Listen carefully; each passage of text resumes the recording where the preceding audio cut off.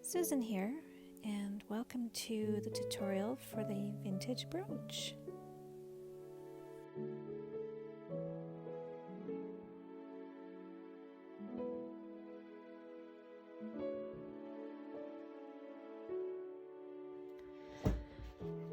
So I started this one last night and I thought this morning, well, maybe I'll film it for you and make it a tutorial if possible. We'll see how it turns out. This is a 12 by 12 canvas, and I just used a stencil from the Happy Dotting Company to do my grid lines. I use a chalk type pencil by Marco, or Raffine Art, and I just buy these in bulk from a company online because I find that's the best price, and I'll put that in the link below if anybody is interested in that. So after I did the grid lines, I used the Happy Dotting Company, I used that was Happy Dotting Company. I used the DIY Mandala Stone dotting tools. So far to date, after using many other types of tools to see if I like them, I keep going back to these. Her new version has much larger numbers, so for those that are following tutorials and you want to know the number size, you'll be able to see those better. And these come in a size range that start with the 1 and go all the way up to a 28. And so that works for canvases very nicely. So for this one, I'm going to be using a mixed variety of metallics. And so the center dot was a 26. And I used pearl sapphire for the dot. And I filled it up quite a bit. Now, I don't know if you can see that online there, but it's quite a chubby little dot. And I like them that way because they're very reflective, so you get a lot of depth to the dot when they're dry. All right, well, we'll carry on here.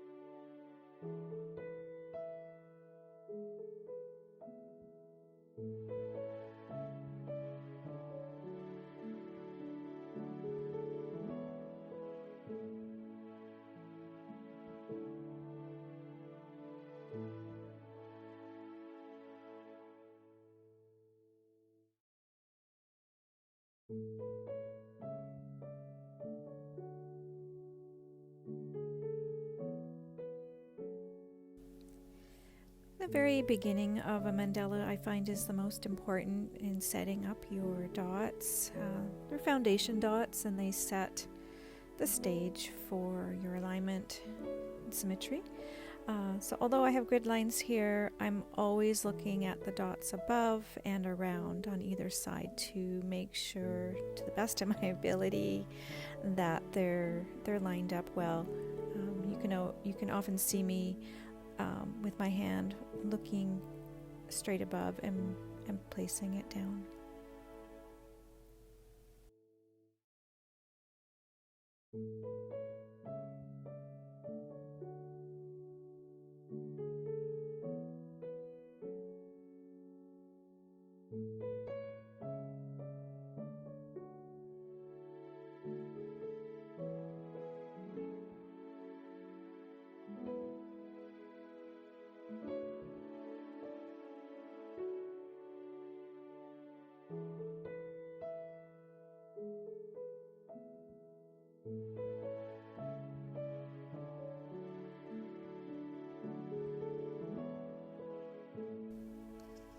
This dot looked slightly off-centered to the right to me, so it's easy enough just to remove it and paint it black and start over.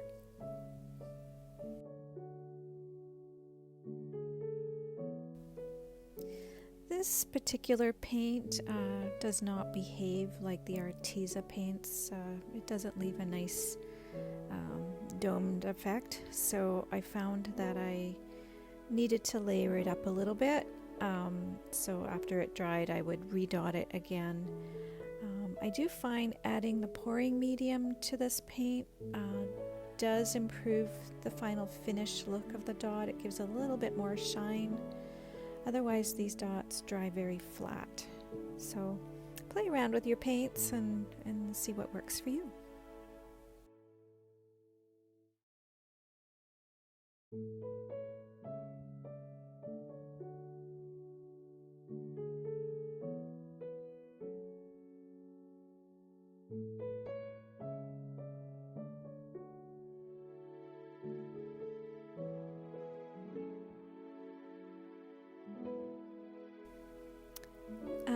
So we're going to do what I call a cherry dot, and that's just a center dot to start our tapers, depending on the kind of taper I do. This one I want to have the first dot to be bigger, and so that's what I'm doing here is some cherry dots.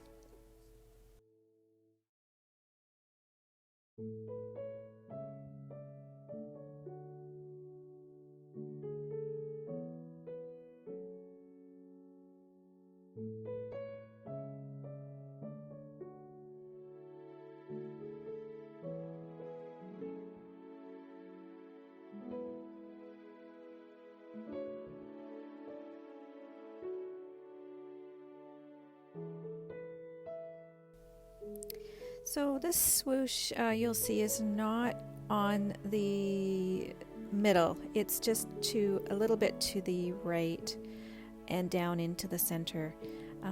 And you'll see further on the reason why I didn't place it on the center part. See it right there? It's a little closer.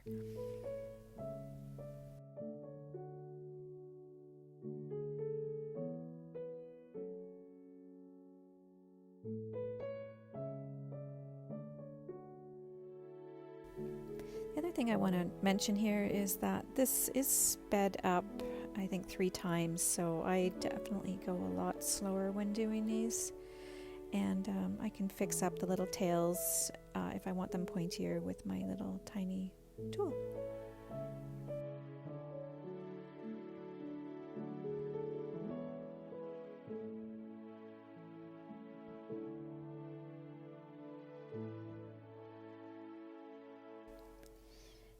So here you can see that the very first dot is on that center part.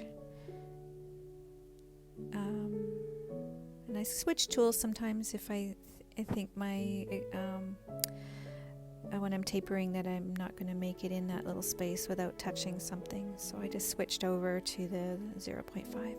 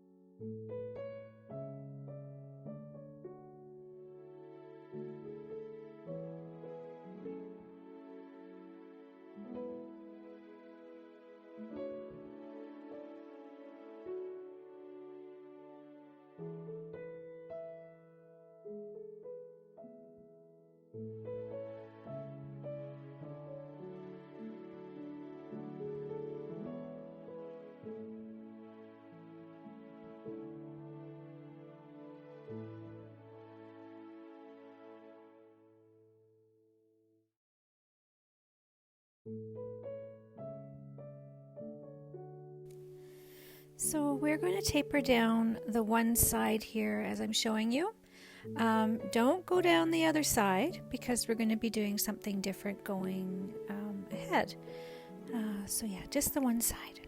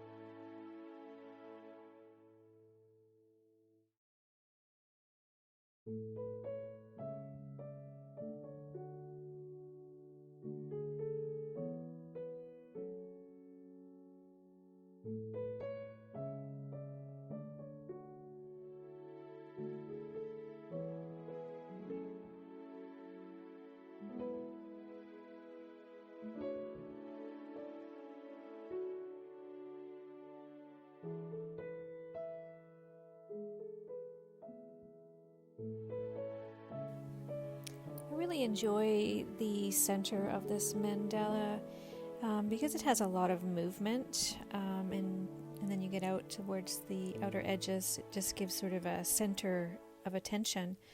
And for those that have seen my patterns over the years, this is the same setup that I did for my Bohemian Affair. Lots of different colors that I've done that one in. Did that a couple of years ago, I think. But anyway, I hope you're enjoying it.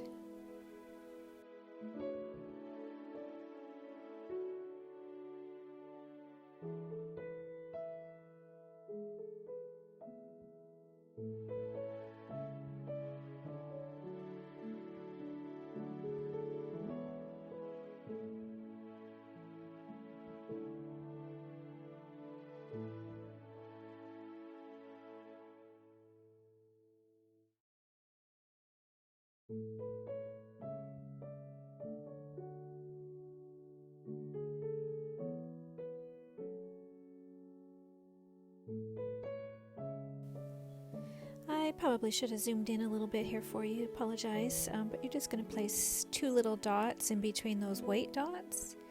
And if you don't have room, then, oh, there we go. If you don't have room, then just do one dot if you can. It just helps fill in that dark space with a bit of color.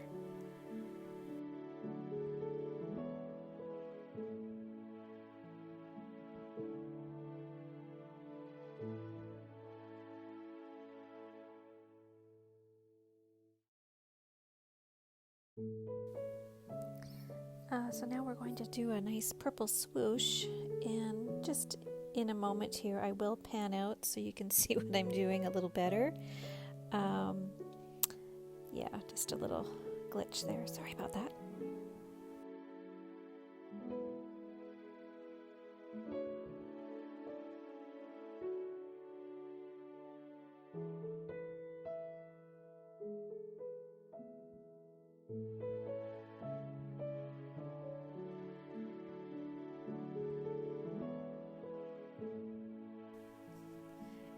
might see me go over my swoosh a second time, and what I'm actually doing is I have my stylus loaded well with some paint, and I just skimming over the top with the paint, which allows it just to give it an even texture. It's easier to see me do it from the side, and perhaps next video I'll try and remember to do that for you.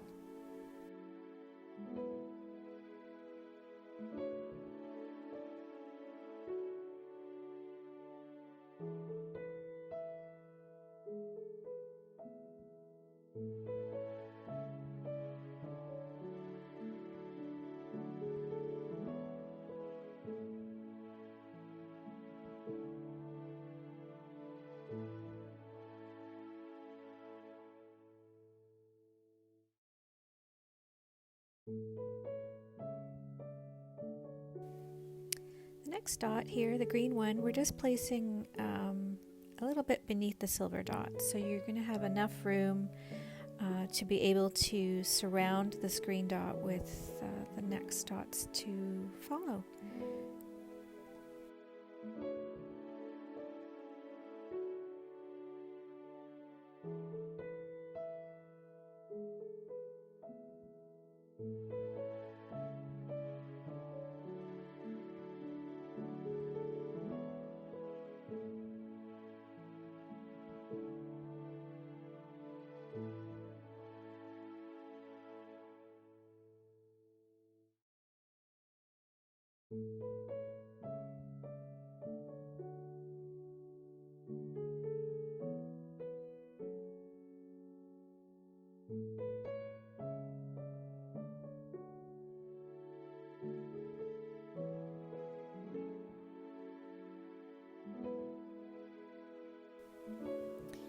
I call this a dip and dot style, and I really want you to focus on trying to make each dot the same size. So when you're dotting and one looks smaller, just tap it lightly with your stylus there to try and get it the same size. There's no rush to do this, so take your time and try and get them all the same size.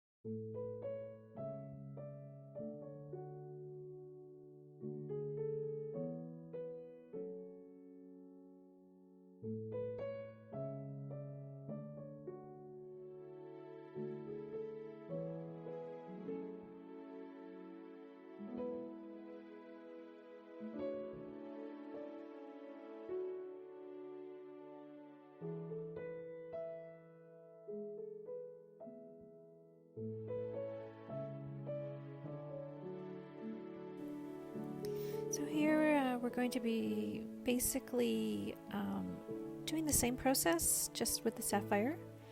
So starting with your bigger tool, so I think this is 1 tool size up, and then each step we step down, so we went from 8 now to 7, and then we'll go 6, 5, 4, and then I use the stylus.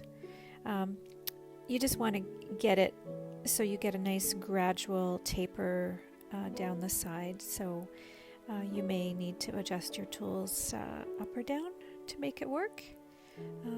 These are always just a guide for you, so it's the tool I'm using, but we all dot differently, and so the intention of these tapers are a gradual progression down to the point.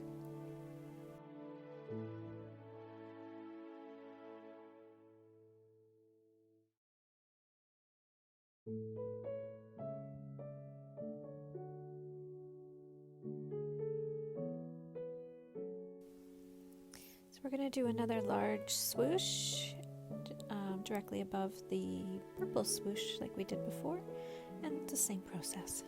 I'm just remixing some paint here. From time to time you want to make sure the consistency is still good for dotting, and I do like it a little bit thinner, just a small bit thinner for doing swooshes. It'll allow the paint to move nicely when you're pulling it like that. If it's too thick, it just does not want to cooperate at all.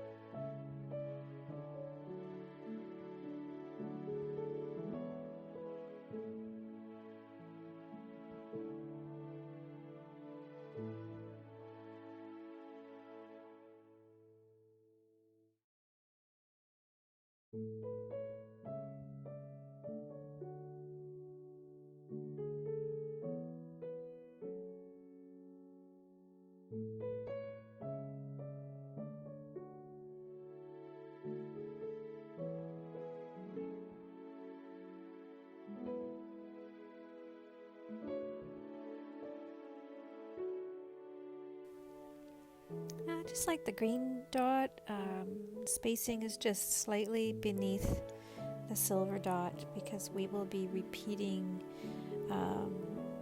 the pattern as that previous petal, just in some different colors.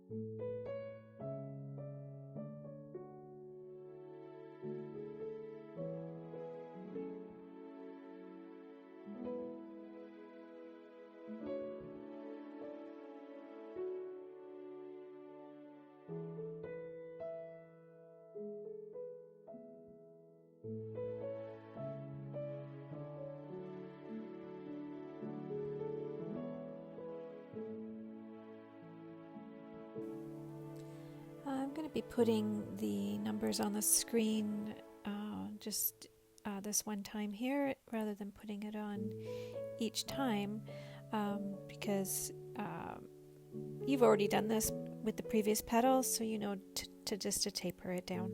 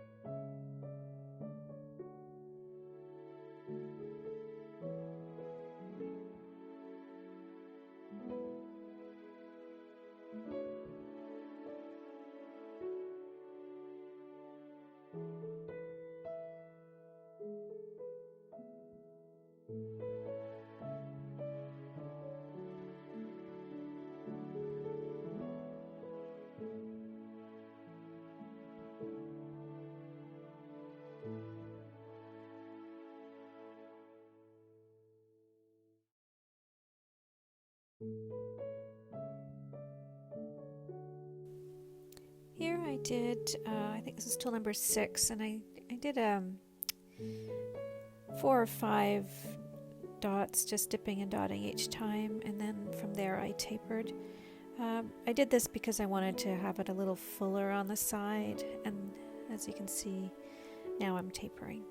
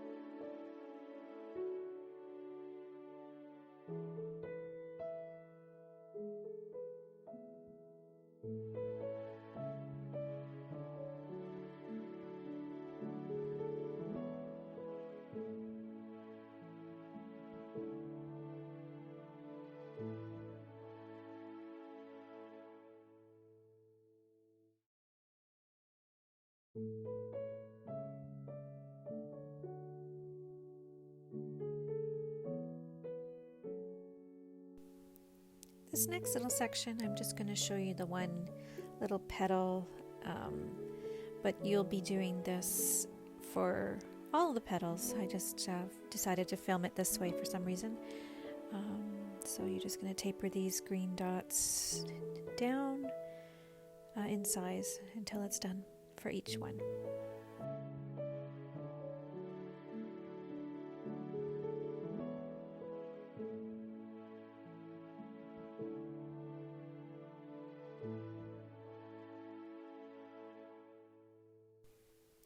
So we're going to do a large swoosh, and what you want to do to be successful for this one is make sure your paint's not too thick, and fill that very first dot down with lots of paint, and then you'll be able to pull it down far enough.